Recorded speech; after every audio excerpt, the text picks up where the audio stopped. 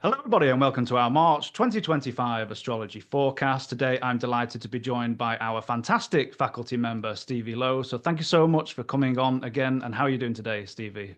Doing good. Thanks, Cal. Thanks for having me on again. Wonderful. It's always a pleasure to hear your brilliant insights. Now, before we get into the first week of March, I just wanted to make a note of the lack of dignity in the skies right now. We've got Mercury in detriment and fall. We have Venus in its detriment, Mars for a time now in fall. We've also got Jupiter in detriment for a time. And now I think this is reflected in the collective, especially here in the United States. We've got planes falling out of the sky, yet we're still firing air traffic controllers and safety workers. We're firing heads of disease prevention. We've even got 19-year-olds firing heads of nuclear safety programs, and the list goes on. So for me, not a great start to 2025. Stevie, I don't know what your thoughts are. Yeah, that's a really great point. And to your point, we had the sun in detriment just last month as well. So yeah, we've been struggling out here. I think we're seeing really kind of the worst of people in some senses, which is disheartening, but it's real. These planets struggle in these signs because they are running counter to their comfort abilities. So the discomfort is live. That's a really good point, Stevie. So not only on the collective, it seems to filter down on an individual level where I don't know about you, everyone seems to be a little bit on edge, Mhm. especially with what's going on in the collective, but even in their own personal lives. So maybe that lack of resource or resources for the planets has been an issue. But I do think we do have some good news coming up later on in the month. So hopefully this is just a passing phase. Okay, into week one. Stevie, what are your thoughts for the first week of March? Yeah, so we start with the Venus stationing retrograde. With this, we're as astrologers, this is why we do what we do. Where a lot of people unfamiliar with astrology, not following the planets, might feel a rush of energy with the Mars station direct. But I think for us to know that now we have a Venus coming up on a retro, that we don't want to rush too quickly with these reactivities, reactions. Venus, what we can hope for the best and to internalize it would be rekindling, rejuvenating, revitalizing. So for Venus retro, you want to use the rewords that are going to help you, that are going to support you and fortify you. That's wonderful advice. And with Venus retrograde, we've got all of those rewords. So, in some sense, it's kind of like in your personal life, reassessing your values and what relationships are important to you, especially as we go into the retrograde and the station to go retrograde. Now, I think as we get to March 2nd, this is probably the best weekend out of the month for me, where you can maybe having a sense of escapism. We've got Mercury conjunct Neptune, we're in mutable water. So if this is a great, if you're artistically inclined, I think this is a great time to pick up a paintbrush or go to a museum. And if the weather's warm enough, we've just got up to 70 degrees today. If you can have a walk around the park or have a nice stroll around the lake, or if you're lucky like myself, go and have a walk down the beach. I think this is probably the best weekend out of the month for, again, that sense of escapism and just getting away from maybe the clutter and the chatter. Yeah, that's a great point. I think sometimes we see Neptune as detrimentally escapist, but I think it's fair to be able to disconnect from the to-do list and the minute details of everything and sort of just let yourself be. So that's a great call to do that this weekend.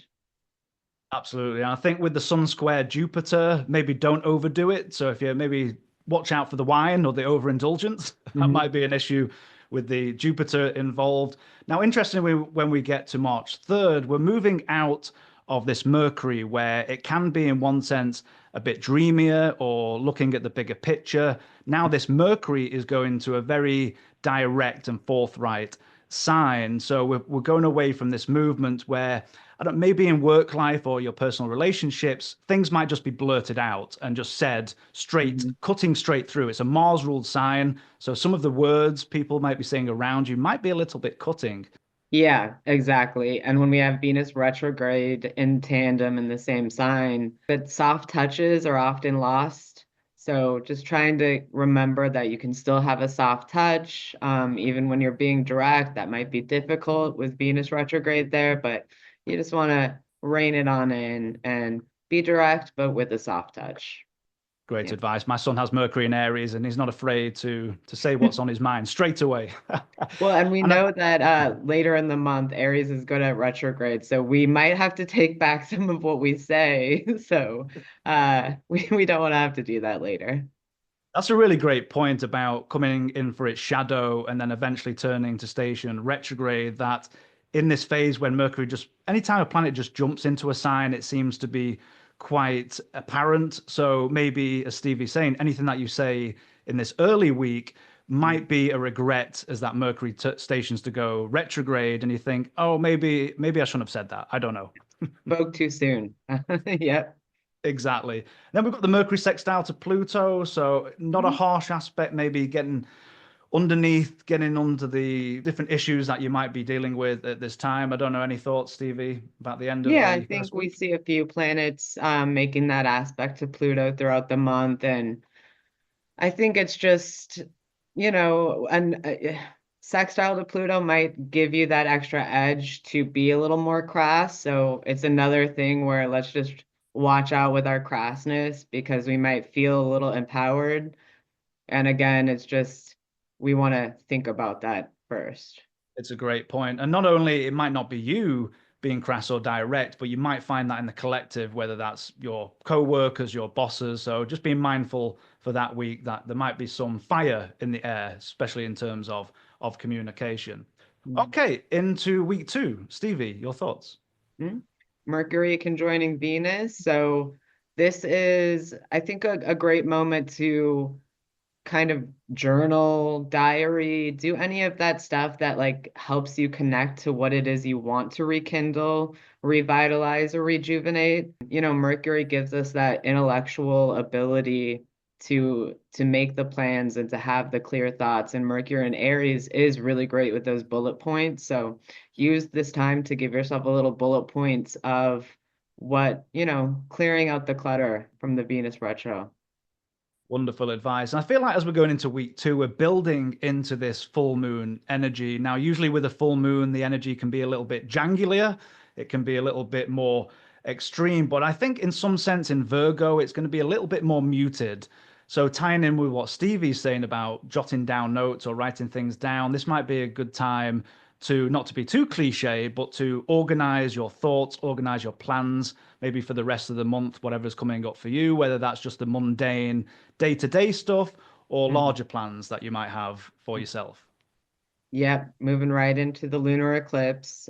It's gonna be absolute madness with Neptune there as well.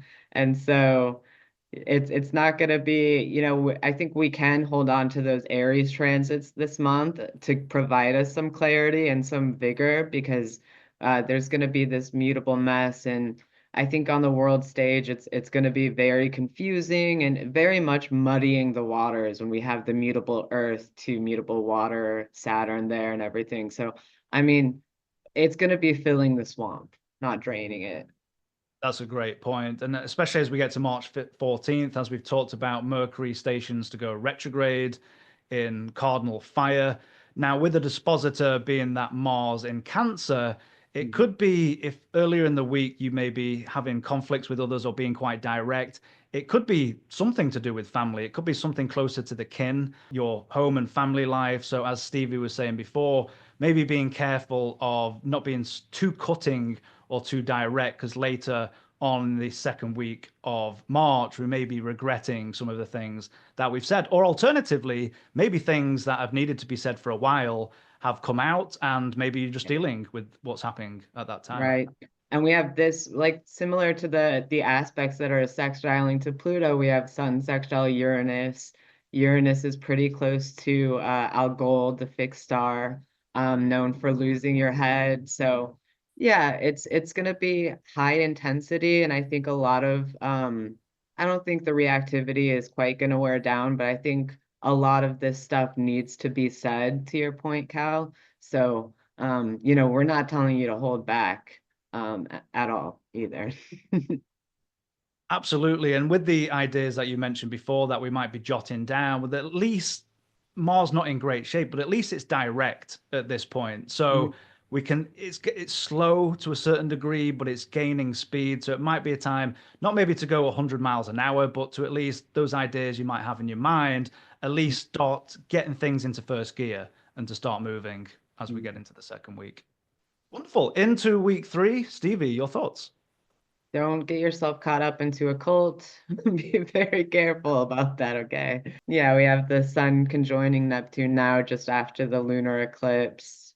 And this Neptune is getting a lot of play this month, right as it's about to move signs. And so, a lot of the stuff with I think the healthy escapism, use it, it's your last chance. A lot of the belief system stuff from Pisces is really going to just not be that way anymore. So this is the sun's last pass with Neptune. So hopefully maybe instead of putting rose-colored glasses on, you can actually take them off with this transit, see things for what they are, also connecting with beauty and music and poetry and things. Such wonderful advice, especially with Neptune at the critical degree. Now, we're going to talk about this in the next couple of slides, but with Neptune ingressing into Aries, it's almost a sense for me that there's going to be a segment of the population, particularly here in the United States, that snap out, or some of them might snap out of some of the delusions that have been going on in the collective, where they start seeing the reality of how things I'm are in a going. cult. Yeah, like a cult, exactly. And it's getting to that point of, I won't swear on here, but it's F around and find out. And unfortunately, for a lot of people, they're starting to be in the find out stage. So I think that's going to be even more apparent as we get deeper into March and that Neptune goes in to Aries, which we'll be talking about. Yep, and I think that the sun's movement, as you mentioned, is really going to be helpful in that. It's going at that 29-degree with Neptune and then going to start the spring exalted. It's going to be a light shining on things, and I think a revitalization from the winter too. That's such a great word, that revitalization. We've got the ingress, we've got this wonderfully exalted sun. Actually, if you look at the ingress chart of the United States, that's quite interesting. I think we're on fixed angles, so we're certainly in for an interesting year in the United States specifically. But at least we get some dignity, as we've Mhm. been talking about the lack of dignity. We finally get the sun going. Yes, I'm enjoying this. Maybe, as you say, Stevie, some revitalization. So I'm quite looking forward to the ingress. Yep, and we have our Sun conjunct Venus there. We have Venus retro sextile Pluto too, but that's a little bit of the background noise. I think that background noise is definitely going to be these conversations around power happening continuously. And then we have the Sun conjoining Venus. So again, now we're really getting to the heart of the Cazimi. It looks beautiful. I'm really looking forward to this exalted Sun. Think it's going to help Venus in debility whenever a planet with dignity is in the sign with a planet with a debility. There's an honorary responsibility that it holds up. So I think it will make the entire Aries transits around the sun just a little bit more brighter and lighter as well. Such a wonderful point. Absolutely. Okay, into week four. Stevie, your thoughts? Yep. So week 4, we have the sun conjoining Mercury retro, which really stood out to me, and I wrote down that is um, walking the talk back. So that's another point where we may have to walk the talk back. We may have to come to the truth of a matter of, oops, what messages are the most beneficial? What is the most beneficial way to have constructive conversation that still doesn't detract from the I-ness of the sun or Aries. So yeah, this should help with that. Great point. I think the main thing I'm looking at for week four is the Venus, as you say, in the Venus retrograde back and the conjunction Neptune at this 29 degrees, this critical degree. I don't feel like this is going to be as harmonious as it was in February as we were going direct. So it could be the shadow side of that Neptune, maybe some disillusionment. in Hmm. relationships possibly could come around. I'd certainly be mindful of making any purchases at this time with Mm. that Venus Neptune. I mean, yes, on a small scale possibly, but watch out for yeah, just anyone pulling the wool over people's eyes. And certainly I would leave, especially with Mercury being retrograde as well, leave any major purchases off for a while would be Yeah, my beauty advice. serums, new hairstyles, probably all sorts of the Venus stuff for sure. I also think that, a lot of this stuff in a microcosm sense is going to look differently, but on a macrocosm sense, I think we can see this broadly in things like the SAFE Act, which is a proposed law to restrict women's voting rights. And so I think that Neptune is going to be a little troublesome, like you, Cal, and for us not to give away our autonomy through impulse purchases or beauty serums or things like that is really important too. Such a wonderful point about rights, especially here in the United States. So the insidiousness of some of these bills and these proposals to kind of mask what the intended idea is. Now, I do believe there's something in there that's saying something along the lines if your name doesn't match your birth certificate, and of course, many people get married, so they change names, and there's this sense of insidiousness there where I mean we were telling people for a long time this what these people plan to do is strip rights away from everybody Mm. at this moment in time. So again, another snake oils salesman Yeah. type of deal where you're gonna unfortunately everyone is so siloed in their own media bubbles that it's hard to get any truth out. So Mm. unfortunately there's going to be large swaths of the population are probably going to be unaware of what's actually in the details of certain bills because unfortunately most people don't pay attention Mm. to the nitty gritty and the details of things anymore. And unfortunately, it comes to bite them back in the arse. Mhm. Absolutely. Absolutely. Okay, into week 5. Mhm. So we do have another eclipse, solar eclipse here, but this is a partial eclipse. So it is probably going to be less dramatic than we're used to in terms of the exact. I mean, this is an out of sign and it's a pretty wide orb to the nodes.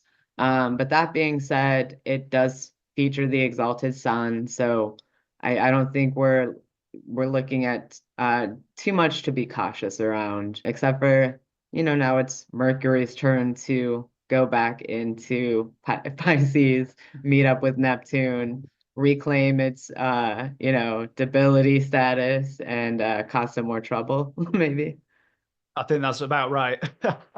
And of course, the major event this week is Neptune entering Aries. For we were talking about this before the recording, and the first time since 1861. Is that what you said, Stevie? Yeah. 1861.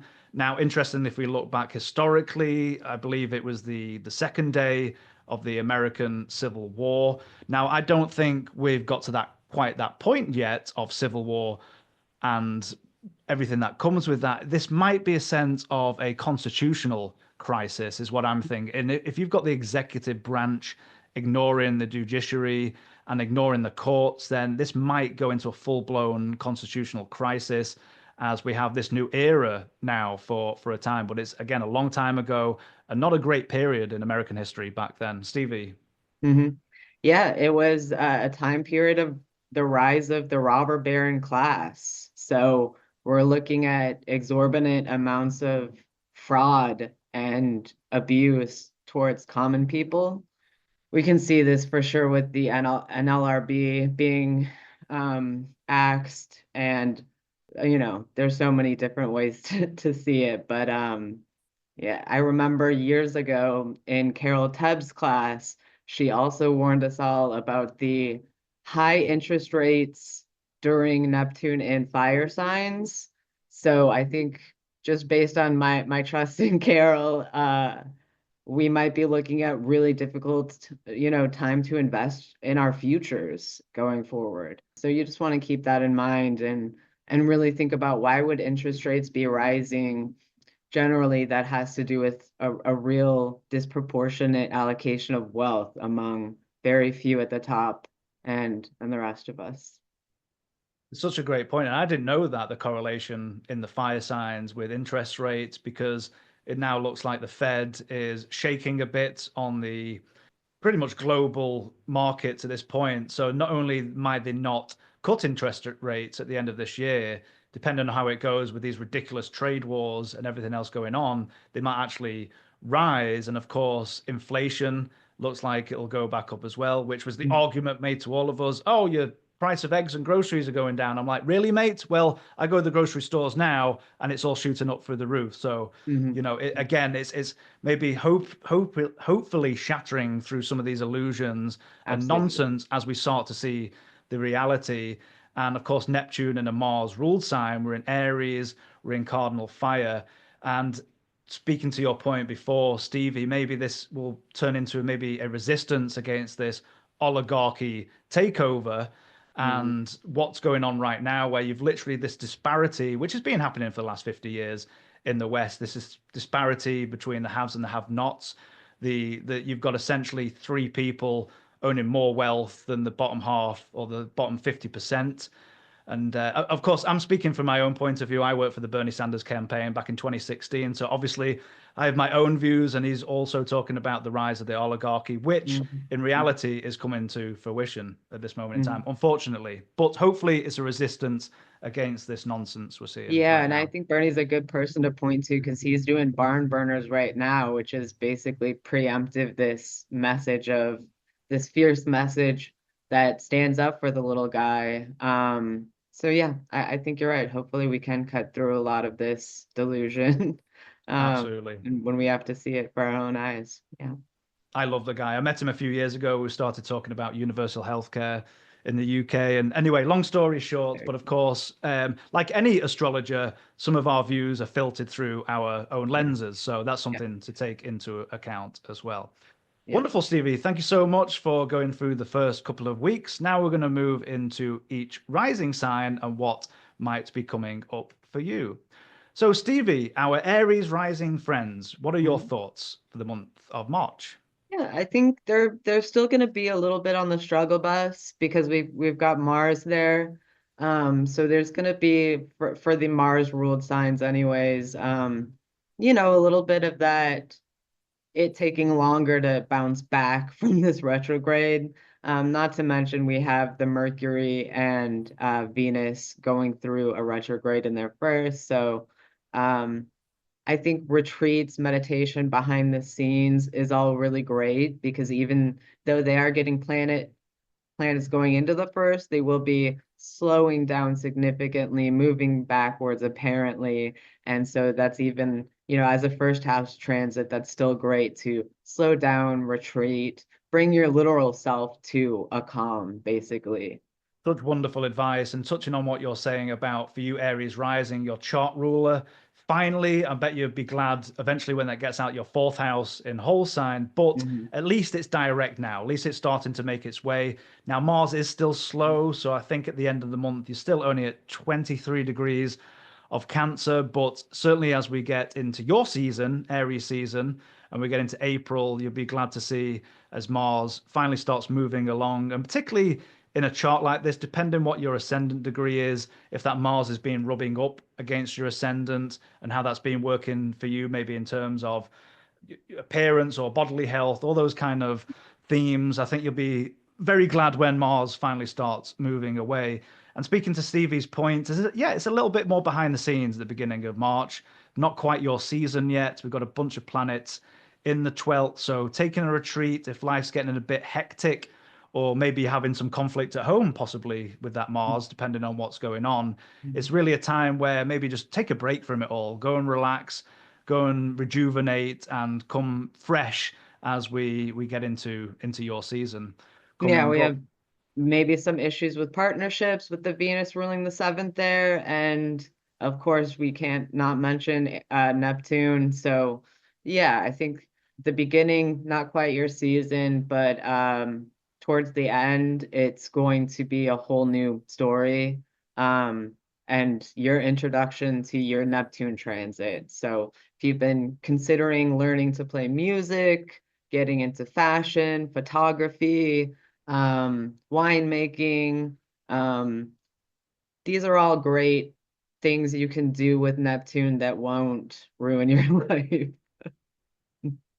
That's such a great point, and it is there your introduction to that Neptune going through the first well whole sign. But I think Neptune, I think it's there until is it October of this Mhm, year, and then starts moving back. Certainly, pay attention if you've got very early degrees of mhm, Aries rising. That's going to be very interesting for you. Speaking to Stevie's point about that Venus ruling the seventh house, and as it goes retrograde, maybe watching out for those personal interrelationships.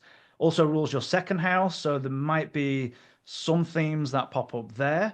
mhm, And with Uranus in its late stages now, will eventually go off out of the second house. Maybe some rumblings around, could be finances, all those kind of key events. Now, the way this is, if you look at your chart, we've got a preponderance of planets on the eastern side of the chart. So, as we've been saying for the last couple of months and for a while now, a lot of the energy is focused on yourself. So, whether that's your personal self, the things that you want to get done, or things that you want to get done in terms of maybe out there in society. But it's very much about you and less about others, I would say, at this moment in time, especially with the South Node going through the western half of the chart at this moment in time. Okay, into our Taurus rising friends. Stevie, your thoughts? Taurus. Yeah, so Aries was with Taurus on the second. That definitely speaks to don't do those purchases that we talked about, when Venus meets Neptune. And with Taurus risings, you're the ones who maybe don't go for a new look during that Venus period with Neptune, Venus retrograde, unless you're going back over to redo a look that you've already done. But the rewords are really for you as well, rekindling your love for yourself, rekindling your revitalizing yourself. So what are these processes looking like? And you have Venus in the 12th. So really it's a very personal thing to come to.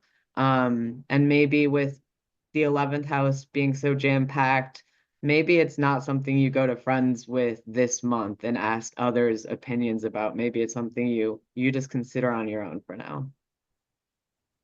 That's wonderful advice. And speaking to your point for you, Taurus rising, it's your chart ruler, which again, right now is not in great shape. It's in your 12th house as well, and it's stationing to go retrograde. So maybe being a bit mindful, maybe possibly a lack of energy might be an issue. We've also got that Venus rule in the fifth and the sixth house. So maybe thinking about any topics related to the fifth and the sixth that might come up for you this month. And we've got eventually Neptune that we've been talking about at the beginning of the video. Stevie, what are your thoughts of Neptune going into the 12th ultimately for Taurus Rising, or at least the first stages of that Neptune?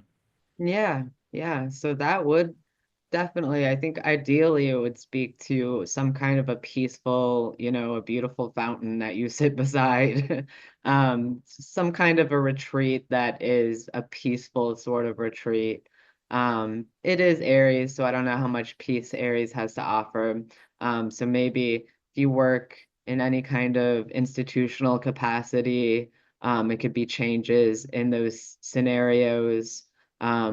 Yeah, dealing with influxes of different kinds of people coming in or different activities. Um, Moving from the 11th to the 12th, I think we are going to see a change up in the friendship group area. So it could be coming to terms with changing allegiances with groups or some kind of situation of splitting the allies.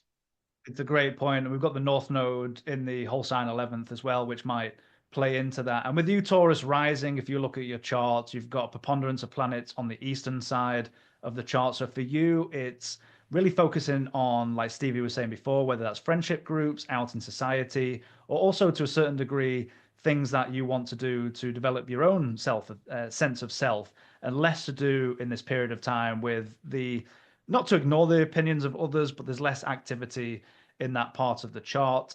You've got Jupiter, the greater benefic, still going through that second house. So let us know in the comments below if you've had any windfall or anything positive for Jupiter. I know Jupiter is in its detriment, but it still is in your second, ruling the eighth. Let us know in the comments below and going direct. I'll be there for a while. So that might be a source of positivity for you, Taurus Mhm. rising at this time. But wonderful thoughts, Stevie, and great advice. Okay, into our Gemini rising friends. Stevie, your thoughts? Yeah, Gemini risings, we're gonna get the Sun square Jupiter from the 10th. So maybe stuff coming up at work for you. We also see, I think, the Aries situation in your 11th house, so groups again are coming up.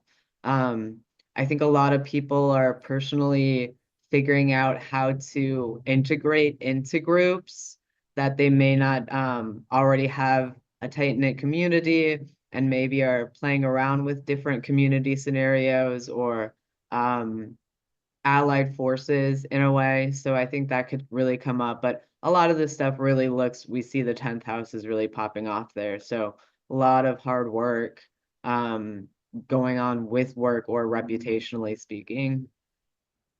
So many planets above the horizon for you, Gemini rising. None of you got your chart ruler going through the 10th right now. Eventually it'll be turning to go retrograde, but we've got the Sun, the Saturn, the Mercury, the Neptune, which will eventually be switching signs into cardinal fire. And Venus making a backtrack through there as well, going back into her exaltation in the 10th. So so much activity, as Stevie is saying. So whether that's career standing, public standing, your friendship groups. Those seem to be the main themes for you right now.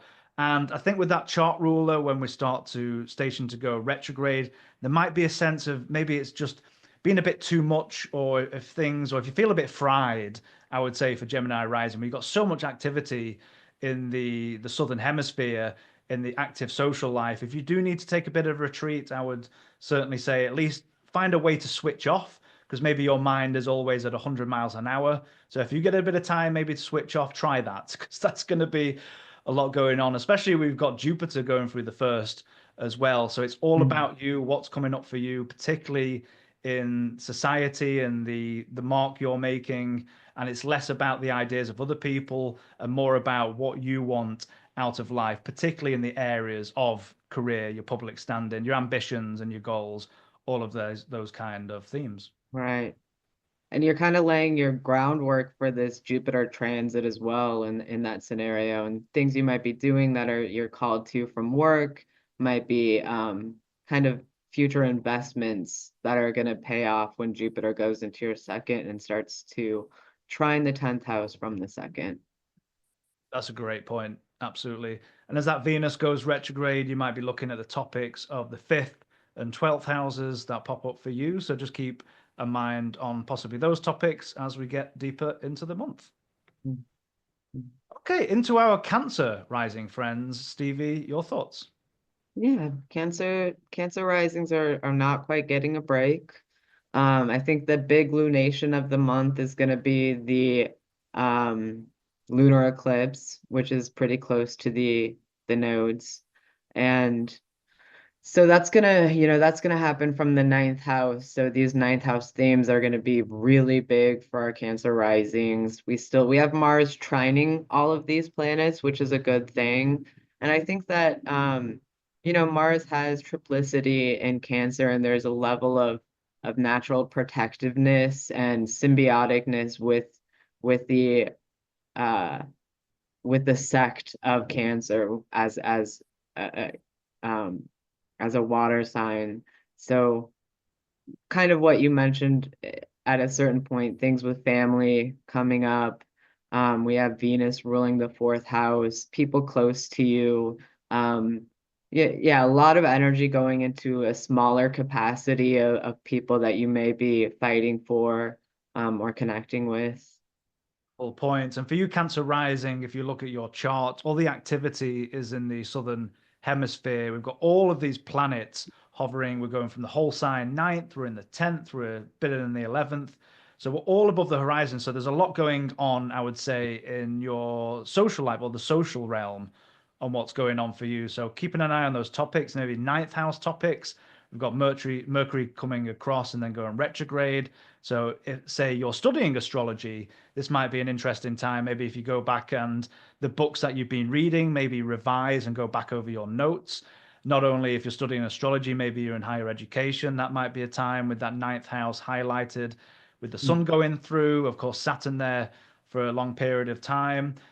Great point Stevie is making about that Venus, which is going to be going retrograde and back over, ruling the fourth and the 11th. So maybe topics that come up there. With Venus as well, I know Venus not in great shape in Aries, but with Venus, if it's hovering over your midheaven, if it is in the 10th house, there might be a time to ask for a bit of a bump, maybe a bit of a raise, or at least be looked favorably upon by your bosses, if that's the case. One thing I'd Absolutely. make a caution of is that Mars now at this point in time has gone direct. So if you've got an ascendant degree from 17 to the later degrees of Cancer, just watching out for that Mars as it comes over. I think at the end of March, that Mars is going to get to about 23 degrees of Cancer. So just watching out if you fall between those degrees about just things like any sharp objects or being in the kitchen and dealing with knives. Just be extra mindful, I'd say, with that Yeah, Mars. yeah. I was gonna say for Cancer Risings too, with all that ninth house stuff, maybe don't take the flight this month. Right. Stay off the planes. Off the planes, out of the kitchens. No.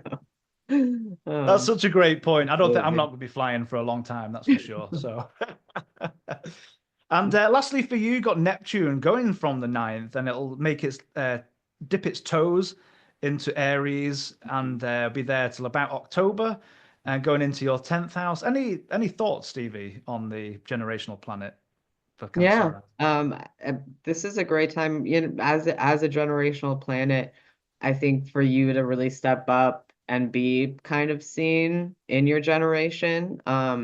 It's in your 10th house, so it could be reputationally speaking, or just work wise speaking.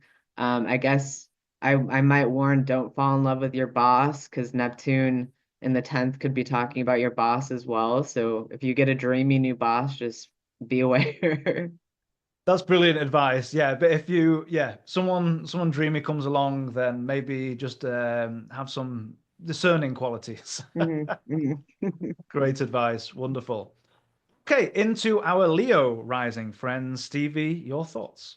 Yeah, the Leos are they're really gonna have their moment when we have Sun entering Aries. They're gonna have actually a lot of stuff going on, because they're gonna have a Cazimi with Mercury and the Sun.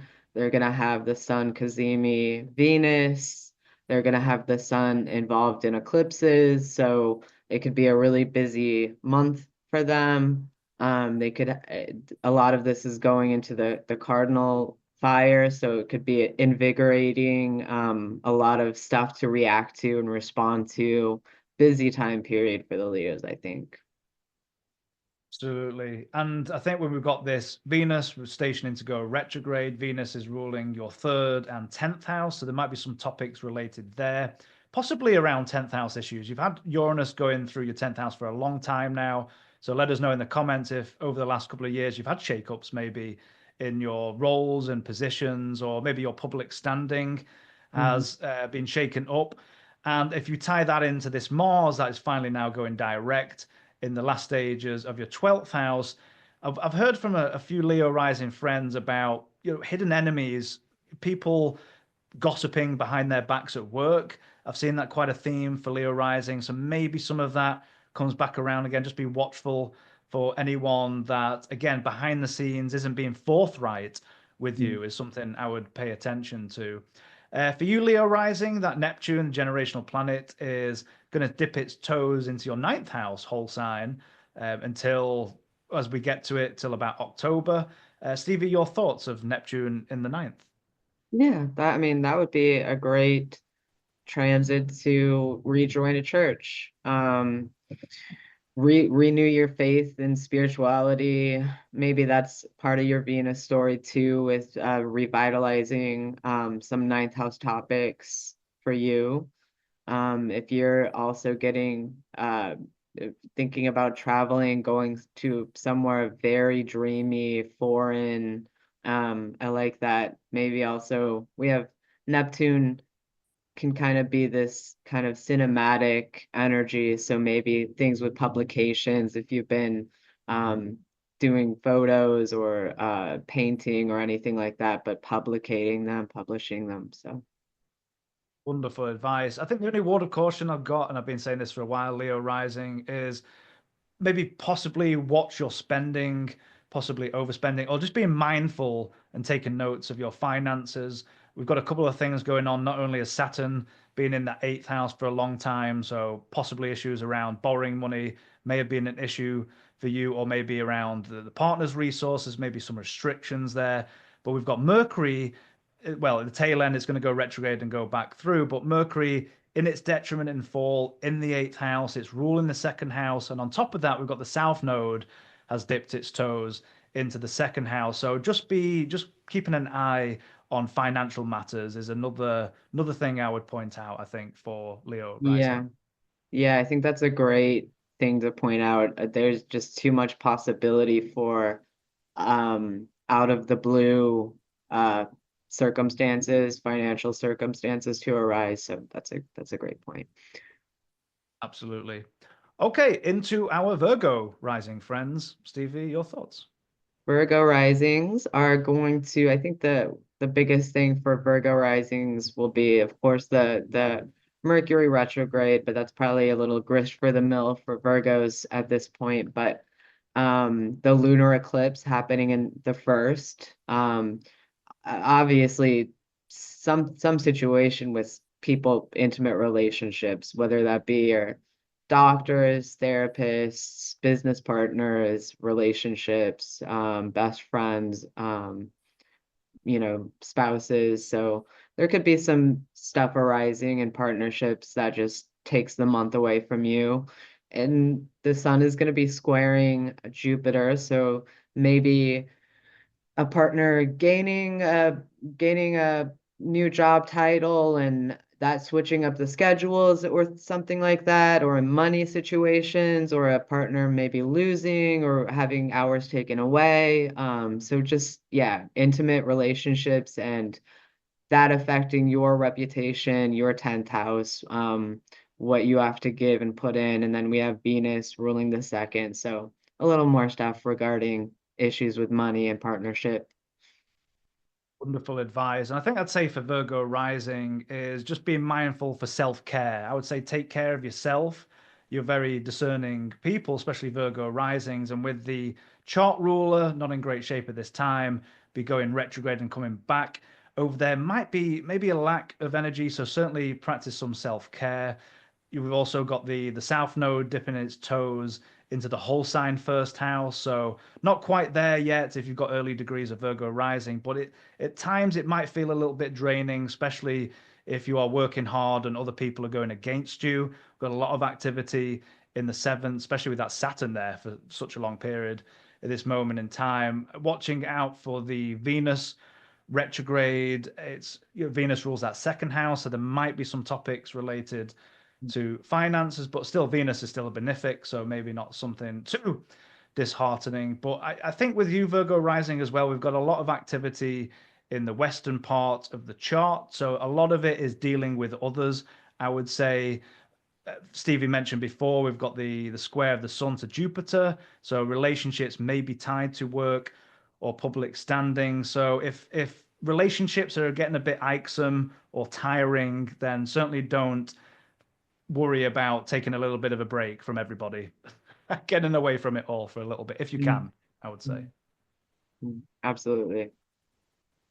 Wonderful. Oh, last thing for Virgo risings, we've got the generational planet Neptune going into your whole sign eighth house. Any thoughts on there, Stevie? Yeah, I think just, for now, I think it's just going to be just add to the chaos of Virgo risings might be going through a time of untangling what relationships have that shared asset re relationship to. So that might actually be a little bit confusing. It might be, again, when you have a business relationship or a partnership and something financially changes for a partner, it might directly impact your shared resources. And so it's just, of course, watch out for the interest rates if you're going to take a loan, stuff like that. It's just be careful with predatory lending and things like that. Yeah. Great advice. Absolutely. Okay, into our Libra rising. Friends, Stevie, your thoughts? Libra risings, yes. So like Taurus, with Venus as the ruling planet, we have the revitalizing, rejuvenating happening on the personal level. So yeah, that would be maybe things that are you want to watch out for would be again buying the wrong kind of lotion. Maybe you want to try a new lotion and you get a rash for it. It is square by sign to Mars, so that's inflammation type of things. Um, Maybe also, with Mars in the first, ruling the seventh, situations and partnerships coming up for you all as well, relational stuff. I think Venus is relational for everyone, but if you're a Libra rising, you're probably very charming and you might not be treated as charming as you usually are. Just because everyone's got the Venus energy going on right now. So you haven't lost your charm. Don't worry about it. It's everyone else. It'll come back. Such wonderful points. And speaking as a Libra rising, I'm watching out for those manifestations as well. I think for us, Libra rising, for me, especially in my own personal life, it's almost a sense of nose to the grindstone. I mean, work has been piling up. We've got an active sixth house. We've got Sun going through. Saturn is there been for a long time. We've had Mercury going through. Tail end of Neptune as well. Mars going direct in the 10th house. So for me, and let us know in the comments, but again, that sense of nose to the grindstone, getting the drudgery work done. So any things that are around the home or anything that needs fixing, just making sure you're tying up all the loose ends, I would say for us, Libra rising. Now, eventually, finally, we've got that Mars going direct in the 10th house. So it might pertain Mhm. to, again, a lot of activity, a lot of energy being pushed in the 10th house of career. So that's still going to be a theme that's still going to be with us for a time. And it can be a bit irksome, especially we've got some of this, as Stevie was saying, some of this relationship, possibly tensions coming Mhm. around. So just being mindful of our interpersonal relationships. If we look at our chart, the preponderance of planets are on the western side of our chart. So we're dealing with a lot of people, whether that's our personal relationships, maybe whether that's with our co-workers, whatever that is, we're spending a lot of time with other people right now. So if we need to take a bit of a break, I would recommend just switching off for an hour or two if you need to, because it's so busy on that side of the chart. Now, Stevie has been saying, of course, our chart ruler stations go retrograde. So some of those themes that might pop up, of course, not only is it our chart rule, it's also ruling our eighth house. So some of those issues might come around again. So certainly great advice from Stevie. And for us, Neptune, generational planet, will be moving out of our whole sign sixth house and going into our seventh. Stevie, any thoughts for Neptune? Yeah, I think that it looks very exciting to me. Um, I think some of you are the ones who are the warning would be rose tinted glasses, right? You don't want to, if you meet if it's love at first sight, you should still just date a while before you rush in to anything.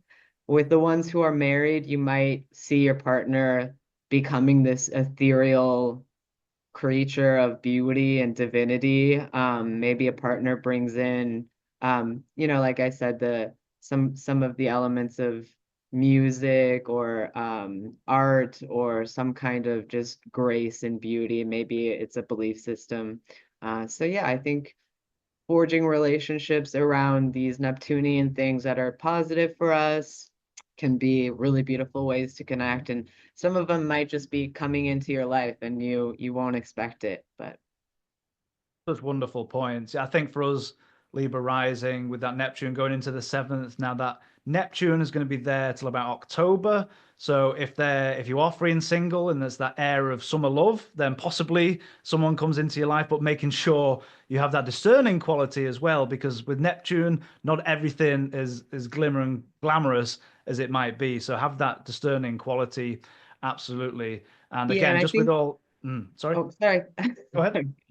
Yeah, with I think the Kazimis that are happening with the sun, it's really going to give you that kind of crystal clarity of like what is good, what is, it's like the highest form of the exaltation merging with these other planets to kind of give you these key pieces of clarity. So remembering those bullet points for later when Neptune travels there, it'll be helpful. Wonderful point. Absolutely. And I think the last thing I'll say with the North Node now in our sixth house with the Saturn there, if you've had any new health regimes or new fitness or diet and health, keep on with those. Keep going. Saturn likes that stability and the consistency. So if you've got a plan, stick with it. And I'm certainly doing right now. So that's my advice for the rest of us, Libra Rising. Absolutely. Okay, into our Scorpio Rising friends. Stevie, your thoughts? Scorpios. So Scorpios have a trine from their ruling planet Mars to the ascendant. So it's the level of a trine here, and with the direct motion and the harmonious aspect, I think they might come out of this retrograde a little bit easier. They're also a fixed ascendant sign, so there's a level of not rushing into anything. So this cardinal energy that we have is sort of, I think they're one of the signs who can handle it with their fixed energy. Um, but that's not to say that, Mars is square by sign to all of the things in their sixth house. It does rule their ascendant. So if there was any issues of vitality coming up, that they may be kind of walking out of that slowly, and may have some sore muscles from this recent retrograde. That's a really great point for you, Scorpio Rising, with that Mars being your chart ruler and being in retrograde, maybe that pop of energy as we station to go direct. Now, Mars is still trying to gain speed. It's not really at full strength right now, especially in Cancer. But I think by the end of March, we're going to get to about 23 degrees of Cancer. So, as Stevie's saying, might be coming out of that possibly difficult period, but starting maybe to get some momentum as we get deeper into the month. Interesting, we're going to have Venus stationed to go retrograde. Now, Venus is ruling that seventh house. So there may be some issues around possibly interpersonal relationships that maybe need to be reassessed. So that could be possibly a theme that pops up for you. And we've got quite an active fifth house as well. We've got the sun obviously coming through. Saturn's there been for a while. So any of those fifth house topics that might be coming up for you is something to keep an eye on at this stage, and especially with the North Node in there as well. Mhm. Absolutely. Yeah, with the fifth house, I think Saturn is sobering for the Neptune Pisces transit. But at the same time, there is a level of kind of disconnection and slowness. So this fifth house transit looks very, we have the lunar eclipse happening, fifth, 11th axis there. It looks very like I'm not really sure what to even say about this level of risk, but fifth house is speculation, gambling and risk in general. So just I think be careful with the getting lost with the transits to Neptune. We do have the sobering transit of the Sun to Saturn, so there can be long-term benefit to this transit, but yeah, just staying away from some of the riskier things would be helpful. Be protected. Um, Six house transits there in Aries, so maybe issues with animals coming up. Um, Animals getting sick, thinking of adopting an animal. Yeah, stuff with pets. Hmm. It's a great point, especially with Chiron in the mix as well. And we've touched on this briefly, but Stevie, your thoughts of generational Neptune going into whole sign six till about October, dipping its toes in. Any thoughts for Scorpio Rising? Yeah, so I mean, it's definitely good if you want to get a fish tank. Uh, yeah, I think the potentially worst thing could be maybe a mysterious illness popping up that is hard to diagnose at first, or having a routine that maybe you're forced to make a routine change that is not super easy to make, or maybe choosing to make a routine choice that is just, like going on a wild diet that is, um, yeah, just some kind of a Neptunian giving yourself away to this thing. But on the brighter side, I think it could definitely add a peacefulness into your daily routines as well. So maybe incorporating some Neptunian health activity could help.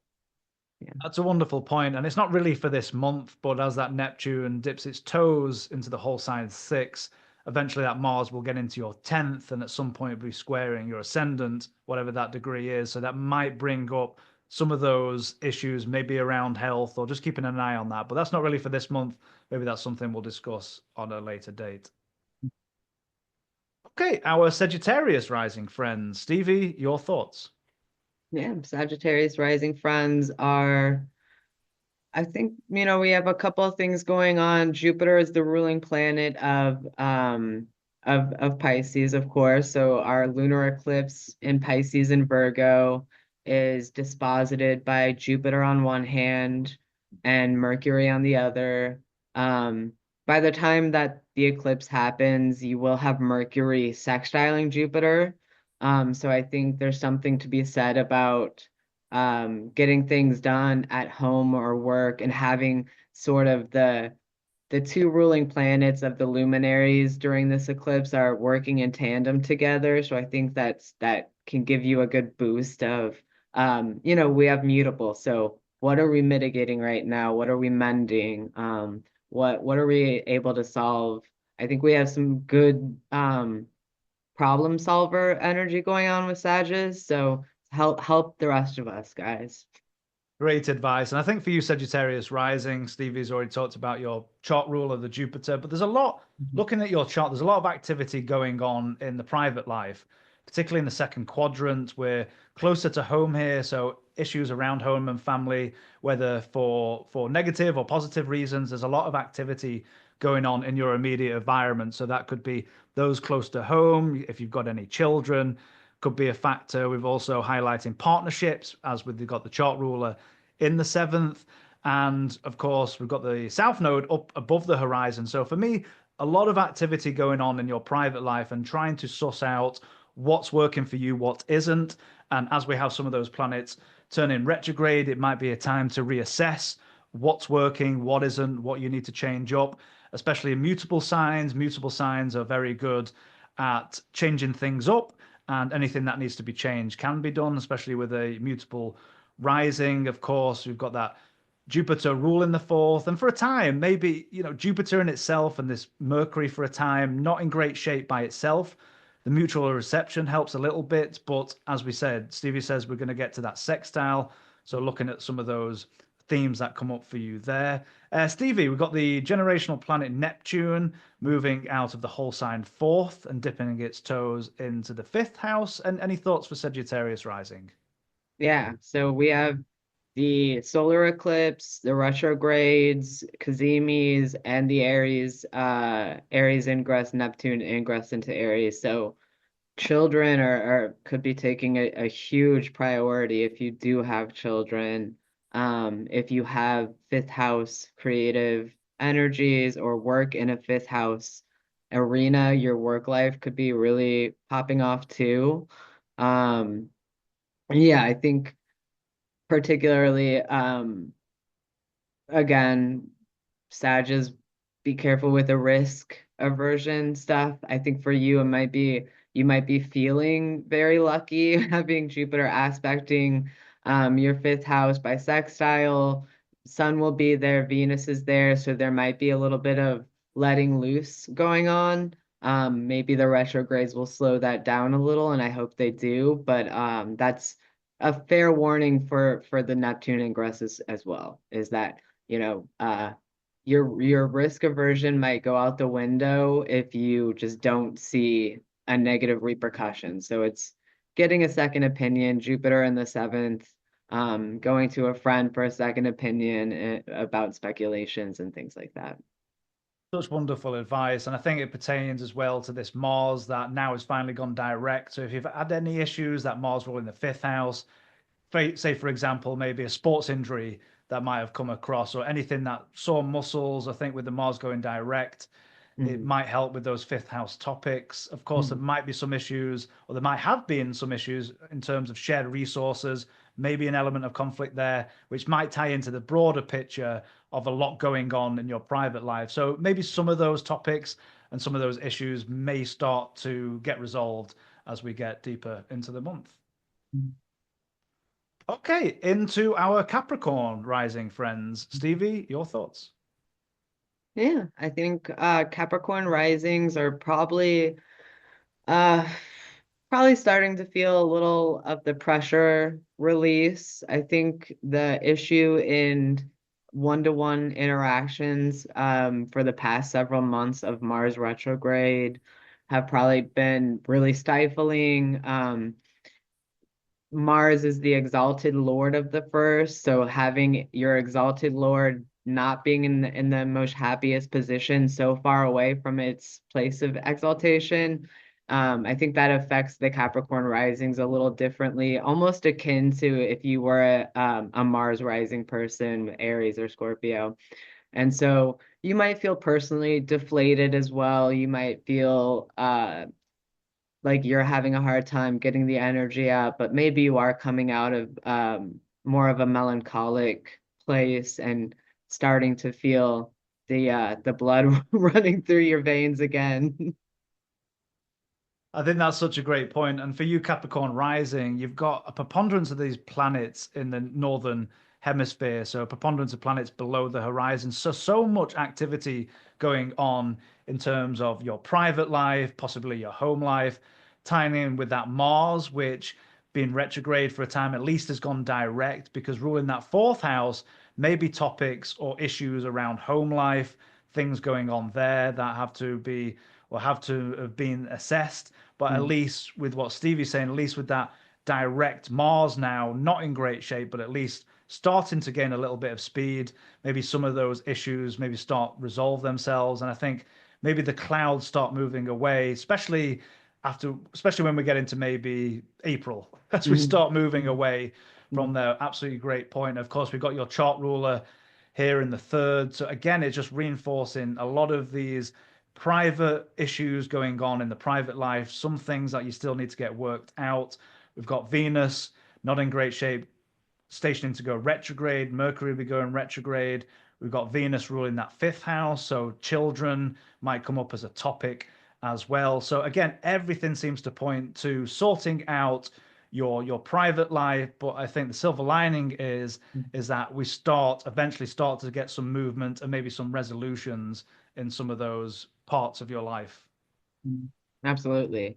And this lunar eclipse, it's going to be pretty close to Capricorn's ruling planet, Saturn there. So, um, there's, yeah, it could be just, another something out of the blue coming up, another point of,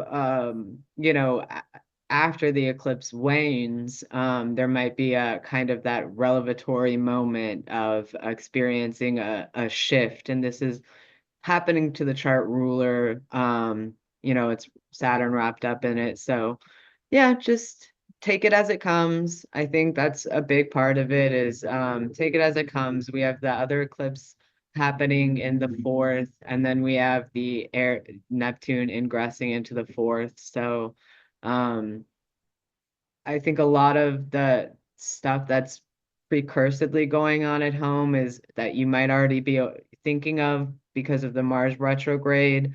Maybe you've already seen some stuff with the home going on. That stuff might get exacerbated during this time for sure. Great point. Absolutely. Thank you, Stevie. Okay, into our Aquarius rising friends. Stevie, your thoughts? Yeah, I think Aquarius risings, we noted the kind of background noise of the sextiles. We have, I think, Sun, Venus, and Mercury sextiling Pluto in the first. Um, so I think Aquarius risings also might be like the cooler heads prevailing with these sextiles. I think they might give Aquariuses sort of like the creative edge to be a voice of reason during this month. We do have Saturn, a verse in the second, so that comes with its own challenges. Um, but I think whatever you're already going through with Saturn, of course, that stuff is going to get mucked up. Finances, shared resources, and things like that. Mm-hmm. It's a great point. It's something I was focusing on for Aquarius Rising. We've got the chart ruler for a time now in the whole sign second house. So we've got a very active second house with a lot of those themes that Stevie's saying. So finances, your income. We've got the eighth house highlighted as the South Node has now dipped into the eight. So maybe some issues around if you need to borrow money or issues around shared resources might be a theme that pops up for a good amount of time, for about 18 months or so. So that's something maybe to keep an eye out for. And on top of that, you've got the Mercury retrograde, which also rules the eighth. So that's just going to reinforce those matters there, and that Mercury ruling the fifth. So any topics that come out there for you. Stevie, Neptune, the generational planet, is going to be dipping its toes into Aries, which is your third house whole sign. Any thoughts for Aquarius Rising? Yeah. I think that in terms of finances, I think Aquarius risings are going to be very happy to see Neptune go. Now you might be the frustrations might now go into traffic driving you crazy instead. Um, we have the third house of you know, neighborhoods, roads, communications, primary schools. So if you're a teacher, there might be issues with work. If if you have a larger family, you might see your all the siblings or your own siblings needing more attention from you. Um, yeah, I think Neptune in the third in a beautiful sense could be walking to starting a community garden, walking to a park and really appreciating like the local things that are happening all around you. Such wonderful advice. And for you, Aquarius Rising, looking at your chart, all the activity is in the northern hemisphere. So it is, and particularly in the first quadrant, it's you do you. You've got to figure out what's working for you, what isn't, what you need to reassess, what you need to revise, because a lot of this energy is in the immediate environment. So as Stevie's saying, so that Neptune goes in, maybe work on that planting the garden, all those kind of themes. But really, this is a time for a long time now where you're working on yourself at this Mhm. point and moment in Absolutely. time. Yeah, and Wonderful. oh, sorry, Oh, just to sorry. touch on one more thing. So we have the sun squaring Jupiter. So didn't want to miss out on maybe issues coming up with children and that affecting finances, needing to fund a big project or maybe a trip for your child or things like that. So yeah, watch out for those out of the blue fees again. And if you are put, put a little to the test right now, just be careful about what you're committing to and when for that. That's such great advice, and particularly as Mercury stations to go retrograde and you're ruling the fifth and the eighth. That's such great advice, and keeping an eye on those topics. Absolutely. Okay, last but not least, our Pisces rising friends. Stevie, your thoughts? Pisces. Wow. So yeah, they're gonna be I don't even have words of wisdom. I'm hugging you. Come here. Come here. Um, there's there's a lot of changeability going on. I think Saturn is obviously not going anywhere immediately. So there is that sobering Saturn element, but again, that sobering Saturn element can just as easily be like a very melancholic, slow, and sort of like wet blanket kind of energy. So if you need to rest, if there is too much going on, it's just do that. And because it feels like a lot of things are going to be demanded of you personally. And you might have your hands in a lot of pots, and you might have to decide which pots you can actually continue filling. Wonderful advice, and I extend my hugs out to you as well, Pisces Rising. That's such a great point. So much activity in the whole sign. First house. Now, of course, this is still your season in the beginning as we get through the month. So just highlighting yourself. If you need to take a break and life is a bit irksome, just certainly go and pamper yourself if you have the Mhm. means to do so. Go and enjoy yourself, especially with the nodes. The south node just dipped its toes into your first house. I would say the first node in the first house is you do you. So if you've Mm. been worrying about other people or focused on what's going on in your private life, take some time for a bit of self-care and concentrate on what you want out of life. As Stevie mentioned, we've had that Saturn for such a long time going through the first. You'll be probably glad to see the back end of Neptune as Neptune dips its toes out of the first house. But I think that that's North Node to a certain degree helps. I think for a lot of people, I think that Mars has been troublesome. Maybe not as troublesome for you, Pisces rising, with the connection to your ascendant, but at least with that Mars going direct, if you've got any outlets in terms of maybe any sports or any creative outlets, this is a great time to continue this through the month of March and to get that creative spark back running. Of course, we've got your chart rule in the fourth house, which can be there for a period of time. Those are going to be still themes that manifest for you. Stevie, your thoughts about Neptune dipping its toes up until October into the second house for Pisces Rising? Hmm. Yeah, I think Neptune going into the second, of course, there could be definite unforeseen m- financial restraints, or I don't restraints isn't the right word, but just need to fill. Um, we have Venus and Mercury going back over Neptune in Pisces before eventually going back into Aries. So I think there's just something to be said about what you do for money and that having to be reassessed. This revitalizing, rekindling, rejuvenating might be having to do with what you yourself do for money or what you yourself do with your money. So really the Neptune is also kind of calling out to you're not going to want to buy things that don't fill your soul basically, or give you some kind of like deep intense connection to a feeling that you want to feel.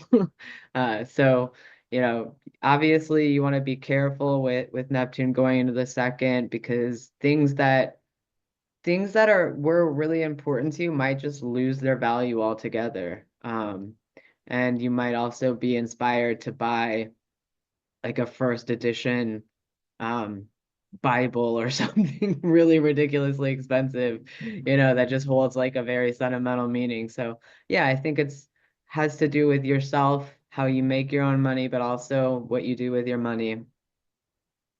Absolutely, I second those sentiments. And if we tie in the shorter, excuse me, the shorter period, excuse me. Okay, I'll have to cut that bit out. So, second in those sentiments, we've got Venus stationing to go retrograde, and of course, that Venus rules your eighth house. So that might tie in some of those financial components when Mhm. that Neptune comes in for the larger, longer period. So that's great advice, Stevie, to keep an eye on those topics. Absolutely wonderful. Okay, Stevie, thank you so much again for a brilliant overview of March through the weeks and all the rising signs. Now, what's coming up for you? Anything that you would like to share with the audience or anything that's happening for you right now? Thanks, Cal. It was really nice to be with you again today. I right now I'm doing a class that's in session. I don't have anything coming up after this right away, so look out for me on Instagram, and I'm working with Enid right now in um, delineation synthesis. So yeah. Wonderful. Thank you so much, Stevie. And when I say Stevie is brilliant, that's an understatement. Amazing work. And you can also find Stevie at various social media and sites. Mhm. What are those again, Stevie? And I'll pop them in the chat. Mostly on Instagram now. So yeah, I'll be there. Wonderful. Are you still Thanks, doing the guys. the zines? The I zines? am. I have taken a break. I'm not doing it this month. But yes, look out for those as well. And you can do back orders because they are filled with interesting things that are evergreen material. So Absolutely wonderful. Well, again, Stevie, thank you so much. And we'll see you again in, hold on, April, May, June? Is it June or July? yep, we'll see you at summer solstice, baby. Wonderful. Can't wait. Thank Thanks, you. And Kyle. thank you everyone for watching. And we'll see you again next time. Cheers.